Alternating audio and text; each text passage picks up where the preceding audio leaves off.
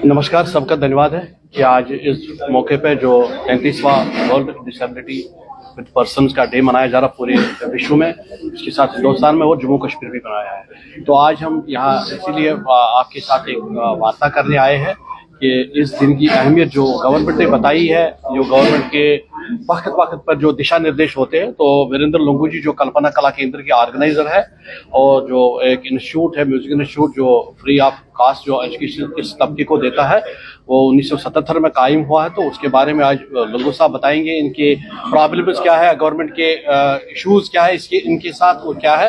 तो वीरेंद्र लुंगू जी आपको बता देंगे। मैं पहले धन्यवाद करता हूं सबका। आज अच्छा लगा आपके साथ वार्तालाप करने में, क्योंकि मीडिया हर वक्त हमें सपोर्ट करता है। तो मैं नंबर 1 पहले मैं कहूँगा, जो हमारा चलने का है एक्सेसिबिलिटी है। जैसे विजुअली इम्पेयर्ड केन इस्तेमाल करता है, मगर उसके लिए रास्ते प्रॉपर होने चाहिए। टक्टाइल टाइल्स लगते हैं, ये दोनों किनारों में, सड़क में, गलियों में होना चाहिए।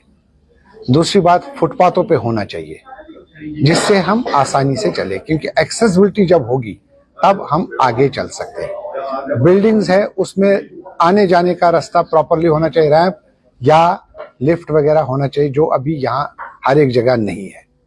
तो ये बहुत बड़ी प्रॉब्लम है। दूसरा हो गया, हमारी जो एम्प्लॉइज है जो रिटायर होते हैं, उनको हर एक को मिलता है 50% लॉस्ट जो पे होता है। मैं उसका अपने तरफ से गवर्नमेंट को प्रपोजल देता हूं, ये 70% होना चाहिए जो 80 एज में होता है। ये 60 पे ही लागू होना चाहिए फॉर जो डिसेबल पर्सन्स है, उनको पहले ही मिलना चाहिए, क्योंकि उनकी जो जरूरियात है, खर्चे हैं वो ज्यादा। और मेडिकल अलाउंस उसमें हमें जम्मू कश्मीर में 300 रुपया मिलता है और भारत सरकार 1000 देता है।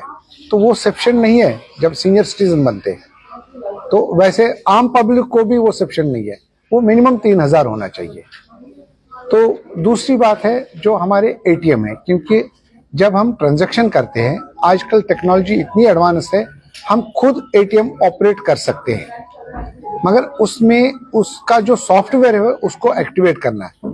यहाँ जम्मू में बहुत कम बैंकों में, अगर मैं तालाब तिलू में रहता हूँ, मुझे या तो जिवल आना, यहाँ प्रेस क्लब के पास एक चल रहा था, मुझे आज पता नहीं चल रहा है कि नहीं, और कहीं कच्ची छावनी, कहीं जानीपुर से एक चल रहा है।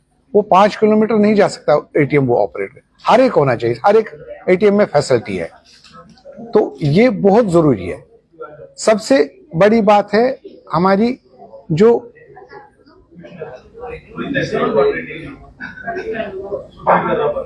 मेन एजुकेशन है।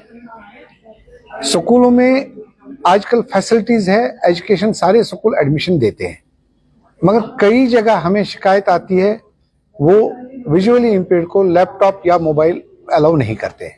अगर ब्रेल में लिखेंगे उसमें टाइम लगता है, और आजकल जिनको ये लैपटॉप या मोबाइल आता है वो उस पर नोट करते हैं, फिर घर में वो सेव करके आगे पढ़ सकते हैं। ऐसे ही सीबीएसई ने रूल रखा है, अगर आपको राइटर नहीं मिलता है और आप लैपटॉप अपना ले सकते हैं, सेंटर में जो कंप्यूटर टीचर होगा उसको वेरीफाई करना है ये खाली है, और उस पे वो पेपर लिख सकते हैं, और उसका प्रिंट उनको निकालना है, साइन उनसे लेना हर पेज पे, और कम से कम 2 बंदों का वहां पे साइन करना है, और वो पेपर सबमिट कर सकते हैं सीबीएसई को। यह हमारे स्टेट बोर्ड को भी करना चाहिए। स्टेट बोर्ड में भी ये फैसिलिटी होनी चाहिए जरूरी, क्योंकि तभी ये मिल सकती है और आगे चल सकता है। और एजुकेशन में हमारी बहुत सारी है सब्जेक्ट, जैसे मैथ का आजकल फैसिलिटी है, मगर मैथ के बदले और कोई सब्जेक्ट देते हैं मैट्रिक में, वो या 12th में देना चाहिए। और हायर एजुकेशन के लिए मैं कहता हूँ, जो बहुत बड़ी शिकायत है, जब हम हायर एजुकेशन या एम्प्लॉयमेंट के लिए, जब ब्लाइंड को मैथ करना नहीं है, वहां पे उसको काउंटिंग नहीं करनी है, और उसको पेपर में वो चीज सब्जेक्ट नहीं देना चाहिए। जनरल नॉलेज दे दो, बाकी दे दो, जो वो काम कर सकते हैं उस पे पेपर करो। इसके लिए स्पेशल पेपर बनना चाहिए। वीरेंद्र जी, जो डिमांड्स आप इस वक्त बोल रहे हैं, ये काफी समय से हम सुनते आ रहे हैं, आपकी ये डिमांड चल रही है, लेकिन क्या वजह है कि सरकार ने अभी तक आपकी किसी भी डिमांड को लेकर आगे भी कदम नहीं बढ़ाया? सर, सरकार ने फैसिलिटीज दी है, कागजों में बना है। मैं इतना बताऊंगा, इसके लिए फंड्स भी आते हैं। हमारा सीआरसी सेंटर यहाँ अभी खुला है, फैसिलिटीज वहां नहीं है, जबकि 2013 में 90 करोड़ उसके लिए फंड्स अलॉट हो गए भारत सरकार से। और अब इन्होंने विजयपुर साइड से जगह ली है, मगर उसमें ऑर्थोपेडिक वाला या सामान लाना है, बाकी चीजें वहां का डायरेक्टर अभी अपॉइंट नहीं हुआ, जो टेक्निकल मैन्स होने चाहिए वो नहीं कर रहे हैं। उसका क्या रीजन है वो हमारे सोशल वेलफेयर डिपार्टमेंट यहाँ का बता सकता है। क्योंकि भारत सरकार, मैं अभी दिल्ली गया, मेट्रो स्टेशन पे मैं चला, मेरे साथ बंदा था, मैंने कहा जरा आज देखो मैं यहाँ फैसिलिटी क्या मिल रही है। वो मेरे से दूर रहे, मैंने सिटी खोली, उनका सोशल गाइड आ गया, खुद मेट्रो तक ले गए मुझे।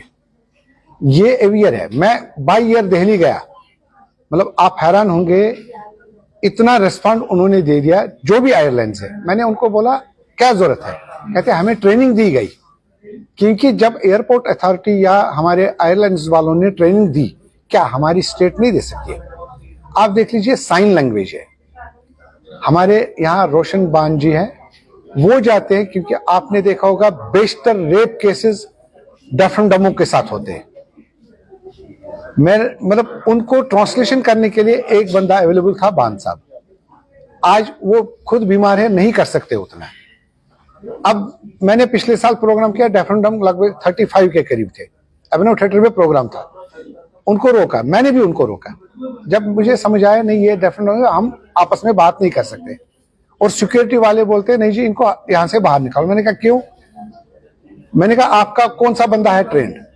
कहा कोई नहीं। मैंने कहा फिर आप नहीं रोक सकते, आप इनको साइड में ले लो, जब तक इनके साथ कम्युनिकेशन वाला आ जाएगा तब आप वेरीफाई करो इनको। जी, आपकी सारी मुसीबतों के ऊपर आपने अभी कुछ गुनगुनाया था, मैं भी चाहूंगा कि हमारे लिए भी आप थोड़ा सा हैं?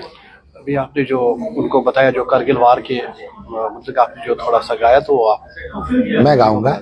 मैं आपसे उससे पहले एक अपील करना चाहता हूँ, ये जो साइन लैंग्वेज वगैरह ना, इसका मैंडेटरी बनना चाहिए। पुलिस, एडवोकेट्स, डॉक्टर, जो डायरेक्ट उनसे बात कर सकता है। नहीं तो कई बार देखा है जो डेफ एंड डम्ब वाले, इनको मार भी पड़ती है, क्योंकि ये वापस जवाब में और सुनते नहीं है। इसको हाईलाइट कर लीजिए। चलो मैं करगिल युद्ध का बताऊंगा। ऐ देश के वीरों जागो, ये वक्त तुम्हारा है, हर जंग की तलवार पे अब रक्त तुम्हारा है। ऐ देश के वीरों जागो, ये वक्त तुम्हारा है, हर जंग की तलवार पे अब रक्त तुम्हारा है। ये हमारे दूरदर्शन अक्सर चलाता है। Thank you very much.